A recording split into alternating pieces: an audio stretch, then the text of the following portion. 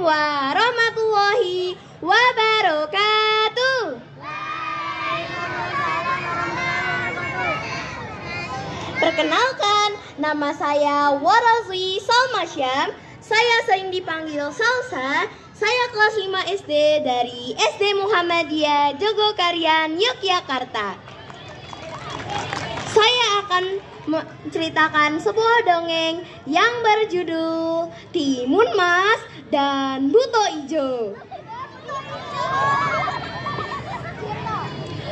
Alkisah di sebuah desa, hiduplah seorang janda yang bernama Mbok Srini. Mbok Srini hidup sebatang kara karena suaminya telah meninggal dan ia tidak dikaruniai anak. Walau begitu, Mbok Srini tetap mengharap seorang anak agar tidak kesepian lagi. Pada suatu malam, Mbok Srini bermimpi bertemu dengan Buto Ijo. Buto Ijo berkata ia akan memberikan Mbok Srini seorang anak. Mbok Srini pun terbangun. Kenapa mimpi ini terasa sangat nyata ya? Aku harus ke hutan untuk memastikannya. Mbok Srini pun bergegas pergi ke hutan. Ia pergi ke balik pohon di dalam hutan. Bukannya mendapat anak yang ia harapkan, Mbok Srini justru bertemu dengan Buto Ijo.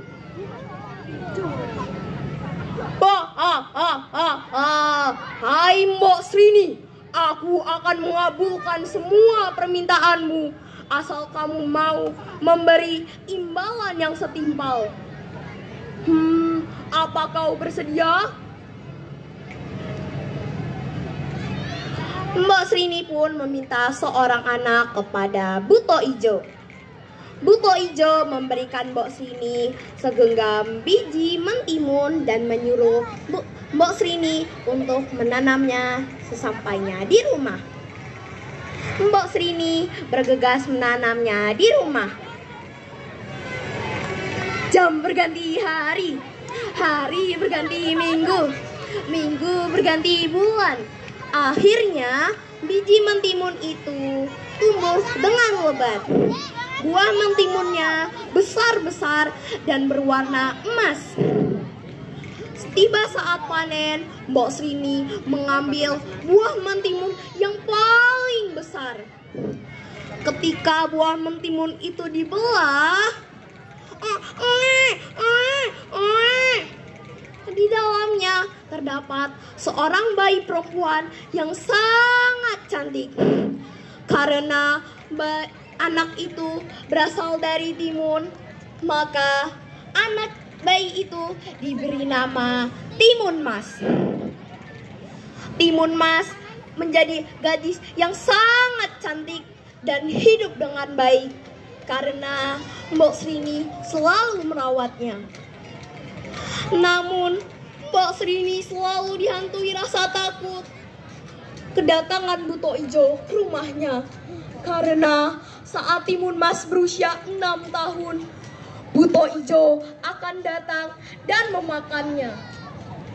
Ketakutan Mbok Srini pun terjadi. Buto Ijo datang. Mbok Srini bergegas menyembunyikan Timun Mas di dalam dapurnya. Suara langkah Buto Ijo menggetarkan tanah. Mana anak itu? Aku sudah tak sabar mau menyantapnya. Suara Buto Ijo menggelegar.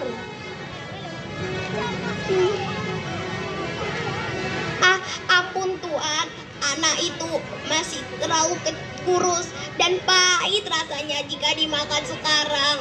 Datanglah 2 tahun lagi, saya akan mengemukkannya dahulu agar enak saat dimakan nanti. Ucap Mbok Srini dengan gemetar. Apa?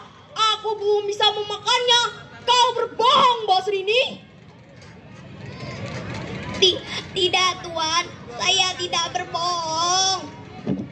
Ucap Mbok Srini semakin gemetar.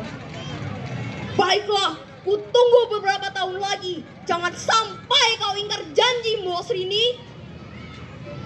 Suara Buto Ijo dengan penuh amarah. Baik Tuan, terima kasih. Setelah kepergian Buto Ijo, Mbok Srini berdoa kepada Tuhan untuk mencarikan jalan keluar. Doa Mbok Srini pun terkabul. Melalui mimpinya, Mbok Srini bertemu seorang pertapa di gunung. Mbok Srini segera menyuruh Timun Mas untuk mencari pertapa yang ada di dalam mimpinya. Setelah berhari-hari mencari, Timun Mas berhasil menemukan pertapa itu. Pertapa memberikan 4 bungkusan kepada Timun Mas, dan pertapa menyuruh Timun Mas untuk berlari saat Buto Ijo datang ke rumahnya dan harus melemparkan bungkusan itu secara bertahap. Jam berganti hari, hari berganti minggu, minggu berganti bulan, bulan berganti tahun. Akhirnya 2 tahun berikutnya Buto Ijo datang ke rumah Mbok Srini. Timun Mas, mana Timun Mas? Aku sudah sangat lapar. Bukannya menghampiri Buto Ijo, Timun Mas justru berlari secepat mungkin. Buto Ijo segera mengejarnya. Timun Mas melemparkan bungkusan pertama yang berisi biji mentimun. Seketika biji itu dilemparkan dan melilit tubuh Buto Ijo sehingga Buto Ijo tidak dapat bergerak. Namun Buto Ijo tetap mampu melepaskan diri dari sana. Jangan lari kau Timun Mas. Timun Mas kembali berlari dan melemparkan bungkusan kedua yang berisi jarum. Ketika jarum-jarum itu dilemparkan, seketika berubah menjadi rumpun-rumpun bambu yang melukai kaki Buto Ijo. Namun Buto Ijo tetap mampu melepaskan diri dari sana. Timun Mas kembali berlari semakin cepat dan Timun Mas melemparkan bungkusan ketiga yang berisi garam. Di tempat garam-garam itu dilemparkan, seketika muncul lautan yang sangat luas yang membuat Buto Ijo tenggelam. Namun Buto Ijo lagi-lagi mampu melepaskan diri. Timun Mas sudah hampir menyerah, tetapi ia masih memiliki 1 bungkusan terakhir. Ketika bungkusan itu dilemparkan, lautan yang luas berubah menjadi lautan lumpur yang sangat panas dan membakar tubuh Buto Ijo. Wah, panas, panas, mati aku. Setelah yakin Buto Ijo mati, Timun Mas kembali pulang ke rumah. Sesampainya di rumah, ia melihat Mbok Srini sedang menangis. Simbo, aku pulang. Mbok Srini yang melihat Timun Mas pulang segera memeluknya. Sejak saat itu, Timun Mas dan Mbok Srini hidup bahagia selamanya.